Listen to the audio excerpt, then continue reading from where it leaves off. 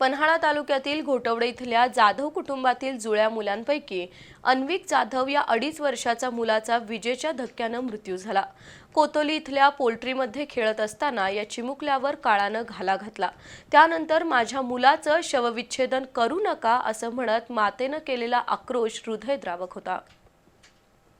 पन्हाळा तालुक्यातील घोटवडे इथं राहणाऱ्या जाधव कुटुंबियांचा कोतोली इथं पोल्ट्री फार्म आहे। संदीप जाधव आणि त्यांची पत्नी आरती हे आपल्या 3 मुलांसह पोल्ट्रीच्या शेजारी असणाऱ्या घरात मुक्कामासाठी जातात। बुधवारी हे कुटुंबीय कोतोली गावात मुक्कामाला होतं। त्यावेळी जुळी मुलं अन्विका आणि अन्विक हे पोल्ट्रीजवळ खेळत होते। खेळताना अन्विकला पोल्ट्रीमधील एका विजेच्या तारेतून शॉक बसला आणि तो गंभीर जखमी झाला। जुळी बहीण अन्विकानं याबाबत आईला सांगितल्यानंतर आरती धावतच आल्या। त्यावेळी अन्विक निपचिप पडला होता। नातेवाईक आणि कुटुंबियांनी 2.5 वर्षाच्या अन्विक जाधवला ताबडतोब सीपीआरमध्ये दाखल केलं, पण उपचारापूर्वीच त्याचा मृत्यू झाल्याचं वैद्यकीय अधिकाऱ्यांनी सांगितलं। या प्रकारामुळे अन्विकच्या आईला जबर मानसिक धक्का बसला। ती मुलाचं कलेवर सोडण्यास तयार नव्हती। अखेर मृत अन्विकला तिच्याकडून खेचून घेण्यात आलं।